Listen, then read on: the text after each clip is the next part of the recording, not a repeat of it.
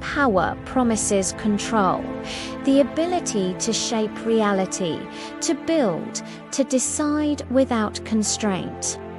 But absolute power authority without limits or accountability almost always ends in isolation, paranoia, and collapse. The pattern repeats from historical empires to modern corporations.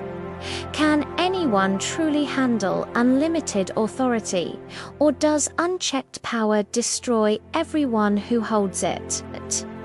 Absolute power is authority without friction. No independent checks, no meaningful oversight, no dissenting voices that can't be silenced. It's a system with no brakes. Take Enron. At its peak, it was America's seventh largest company, worth $70 billion. CEO Jeffrey Skilling and Chairman Kenneth Lay built a culture obsessed with stock price. Employees were ranked, and the bottom 15% were fired every quarter. Dissent was not tolerated, innovation was celebrated, but only if it inflated the numbers. The board approved off-balance sheet companies to hide debt and inflate profits.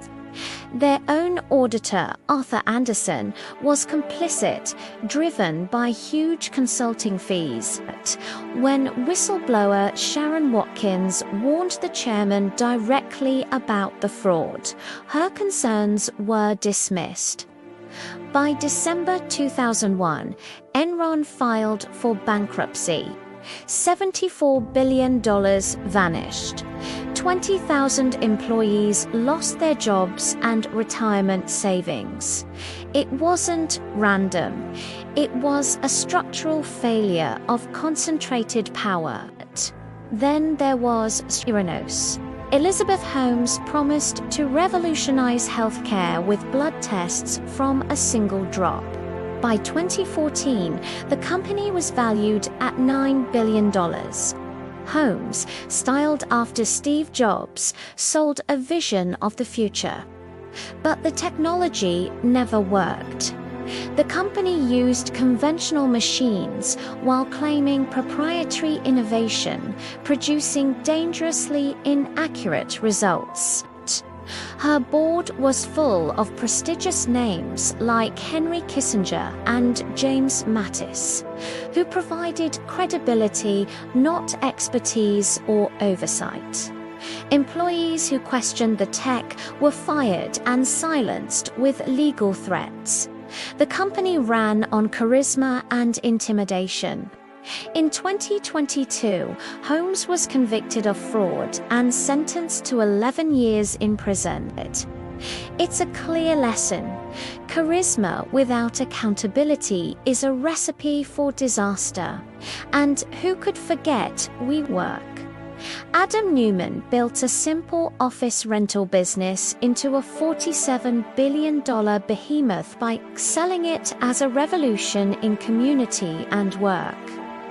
Investors, especially SoftBank, poured billions into the vision.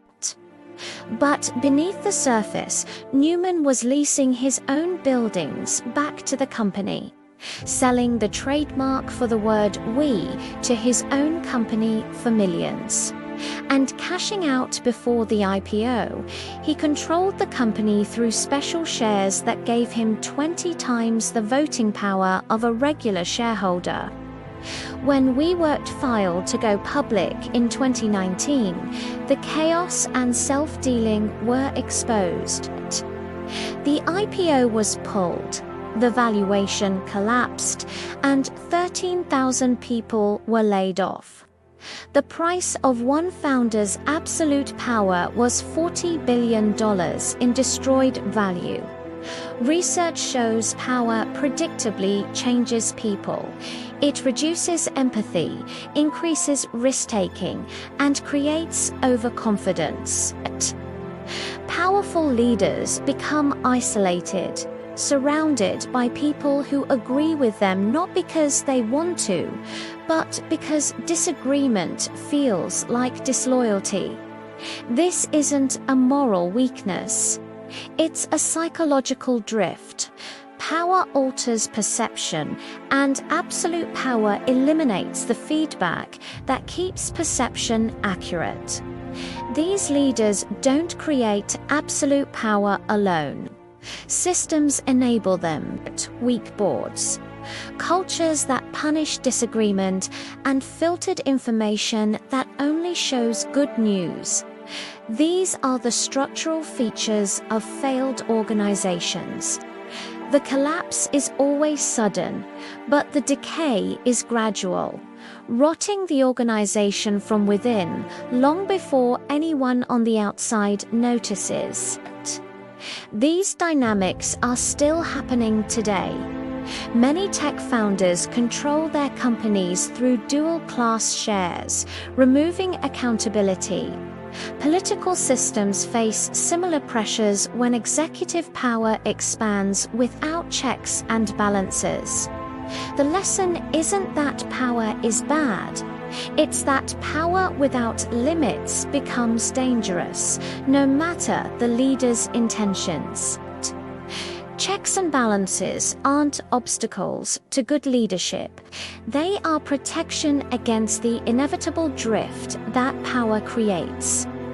Power is dangerous when it has no limits, when boards can't question, employees can't dissent, and laws can't constrain. The price is paid first by the leader, who becomes blind to reality, and then by everyone around them. The solution isn't just better leaders, it's better systems. Structures that divide power, demand accountability, and protect dissent. Because power concentrated is power waiting to fail. Thanks for watching. If you want to understand the forces that shape our world, subscribe to our channel.